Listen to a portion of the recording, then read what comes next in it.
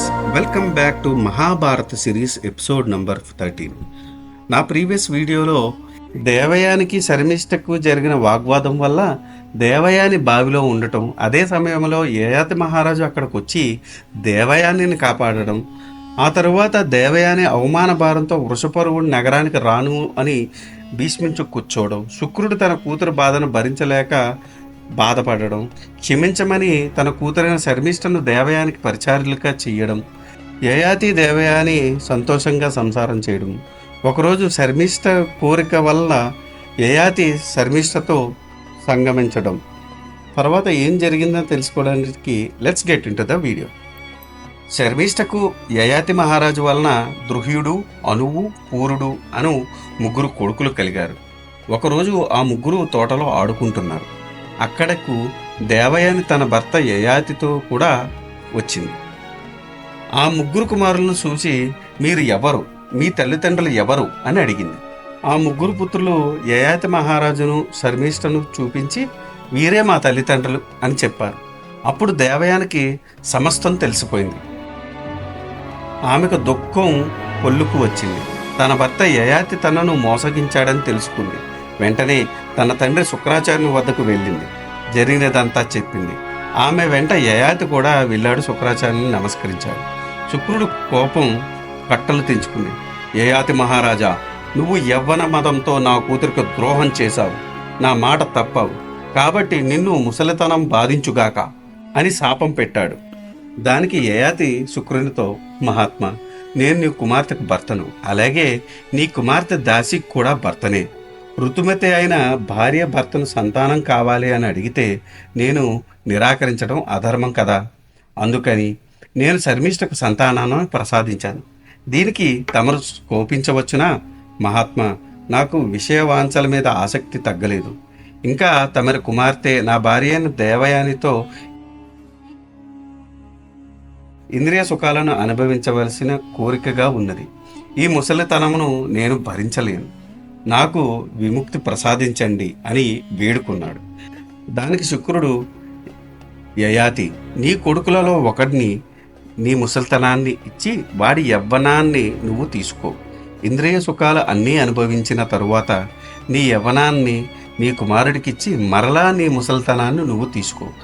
ఎవరైతే నీ ముసలితనాన్ని తీసుకొని నీకు యవ్వనాన్ని ఇస్తాడో ఆ కొడుకే నీ రాజ్యానికి వారసుడవుతాడు, నీ వంశాన్ని కొనసాగిస్తాడు అని అన్నాడు. యయాతి తన కుమారుల 5గురును పిలిచాడు. కుమారులారా, శుక్రాచార్యుని ఆదేశం ప్రకారం మీలో ఎవరైనా నా ముసలితనాన్ని తీసుకుని మీ యవ్వనాన్ని నాకు ఇవ్వగలరా అని అడిగాడు. అప్పుడు యయాతి కుమారులైన యదువు, ద్రుహి, తురస్వుడు, అనువు యయాతిని చూసి, తండ్రి, ముసలితనం అనేది వయోభారం వలన వస్తుంది, రోగం విధి వల్ల వస్తుంది, కాబట్టి అవి రెండూ మానవులు అనుభవించక తప్పదు. కోరు ఎవ్వరూ రోగాన్ని కానీ ముసలితనాన్ని కానీ తీసుకోరు. అదియుగాక ముసలివాడు మన్మధుడైన యవనవతులు అసహ్యించుకుంటారు, దగ్గరకు రానివ్వరు. కాబట్టి శరీర సుఖాలు అనుభవించడానికి వీలు లేదు. కాబట్టి మీ ముసలితనాన్ని తీసుకోవడం మాకు ఇష్టం లేదు అని చెప్పారు. దానికి యయాతికి కోపం వచ్చింది. ఆ నలుగురిని ఈ విధంగా శపించాడు. యదువంశానికి చెందిన వారు రాజ్యం చేయడానికి అనర్హులు. తురస్సు వంశానికి చెందినవారు ధర్మాధర్మాలు తెలియని వారైన కిరాతులకు రాజులవుతారు. ద్రుహ్యులు జలమయమైన ప్రదేశాలకు రాజులవుతారు. అనువంశముకు చెందినవారు యవనములో ఉండగానే మరణిస్తారు అని శాపం పెట్టాడు. అంతా చూచి 5వ కుమారుడు పూరుడు అనేవాడు ధైర్యంగా ముందుకు వచ్చాడు. తండ్రి, నా యవ్వనాన్ని మీకు ఇస్తాను, మీ ముసలితనాన్ని నేను అనుభవిస్తాను అన్నాడు. దానికి యయాతి సంతోషించాడు. పూరుడు తన యవ్వనాన్ని తన తండ్రి యయాతికి ఇచ్చాడు. ఆయన ముసలితనాన్ని తను స్వీకరించాడు. యయాతి మరలా యవ్వనుడయ్యాడు. తన భార్య అయిన దేవయానితో సకల సుఖాలు అనుభవించాడు. 1000 సంవత్సరాలు యవ్వనవంతుడిగా ఇంద్రియ సుఖాలు యథేచ్ఛగా అనుభవించాడు. తృప్తి చెంది మరలా తన యవ్వనాన్ని తన కుమారైన పూరునికి ఇచ్చాడు. తన ముసలితనాన్ని తిరిగి స్వీకరించాడు. శుక్రాచార్యుని ఆదేశం ప్రకారం పూరుడిని తన సామ్రాజ్యానికి చక్రవర్తిగా చేశాడు. ఆయనే పురూరవ చక్రవర్తి. కానీ పురజనులకు ఇది నచ్చలేదు. పెద్దవాడైన యదువు ఉండగా ఆఖరివాడు, పైగా దాసిపుత్రుడు అయిన పూరుని రాజ్యాధికారం ఎలా వస్తుందని యయాతిని అడిగారు. పురజనులారా, యదువు నా పెద్ద కుమారుడే, కానీ తండ్రి మాట వినలేదు, గర్వంగా ప్రవర్తించాడు. తండ్రి మాట విననివాడు తండ్రి ఆస్తికి వారసుడు ఎలా అవుతాడు? పూరుడు చిన్నవాడైనా నా పట్ల గౌరవ మర్యాదలు కలవాడు, నా మాట నెరవేర్చాడు, అందుకే నా సామ్రాజ్యానికి అతనే వారసుడు అని యయాతి నిర్ణయించాడు. తరువాత యయాతి తపోవనానికి వెళ్ళాడు. 1000 సంవత్సరాలు తపస్సు చేశాడు. దేవలోకం నుండి వచ్చిన విమానంలో బ్రహ్మలోకానికి వెళ్ళాడు. అక్కడ కొన్ని కల్పాలు గడిపి ఇంద్రలోకానికి వెళ్ళాడు. ఇంద్రుడు యయాతిని సాదరంగా ఆహ్వానించి మర్యాదలు చేశాడు. ఇంద్రుడు యయాతితో, యయాతి మహారాజా, నీవు నీ కుమారుడి యొక్క యవ్వనాన్ని గ్రహించి అతనికి రాజ్యభారాన్ని అప్పగించేటప్పుడు నీవు అతనికి ఏమేమి నీతులు బోధించావు అని అడిగాడు. దానికి యయాతి, మహేంద్ర, ఎప్పుడూ మంచి వాళ్లతో స్నేహం చేయాలి, వారితోనే మాట్లాడాలి, ఒకరికి ఇవ్వాలే గాని మరొకరి నుండి ఏమీ తీసుకోకూడదు, అందరినీ తృప్తిగా ఉండేటట్టు చూడాలి, ఎప్పుడూ ఎదుటివారికి సంతోషం కలిగించే విధంగా నిజమే మాట్లాడాలి, ఎదుటివారి మీద దయ కలిగి ఉండాలి, గర్వం, కోపం, లోభం మొదలైనవి దగ్గరకు రానివ్వకూడదు అని చెప్పాను అని అన్నాడు. దానికి ఇంద్రుడు సంతోషించాడు. కానీ యయాతిని పరీక్షించదలిసి, యయాతి మహారాజా, నువ్వు ఏమి తపస్సు చేశావో స్వర్గలోక భోగాలు అనుభవిస్తున్నావు, నీ తపస్సు చాలా గొప్పది అని అన్నాడు. ఇప్పుడు యయాతిలో కొంచెం గర్వం తలెత్తింది. ఇంద్రుడు లాంటి వాడు తనను పొగుడుతున్నాడు కదా అని గర్వంగా తలిచాడు.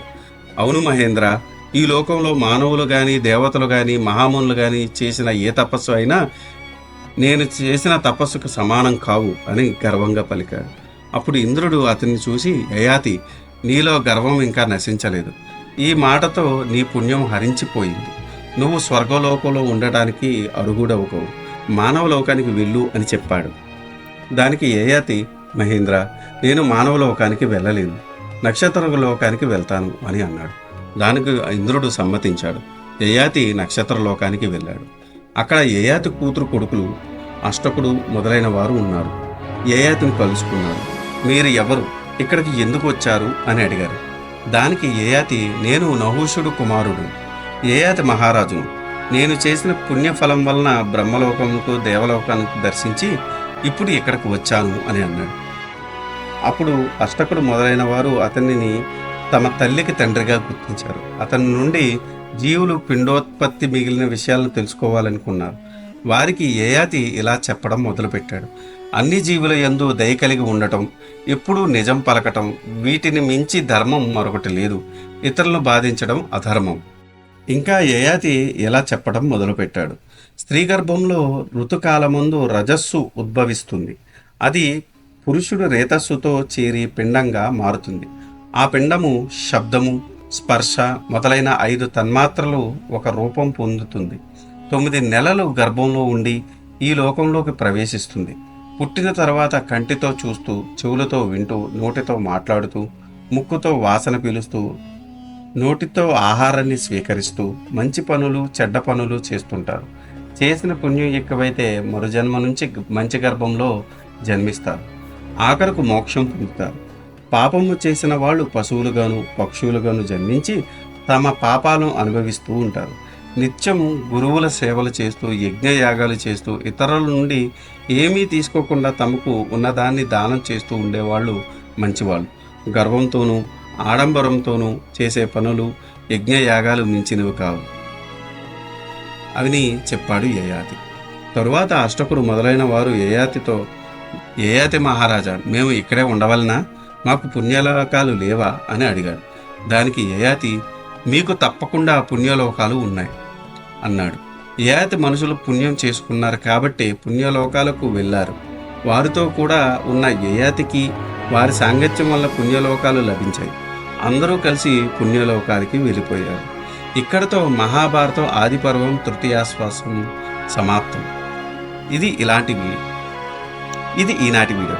ఇలాంటి ఇంట్రెస్టింగ్ వీడియోస్ కోసం మీరు చేయాల్సిందల్లా మా ఛానల్ సబ్స్క్రైబ్ చేసుకొని బెల్ నోటిఫికేషన్ ఆన్ చేసుకొని పెట్టుకోండి.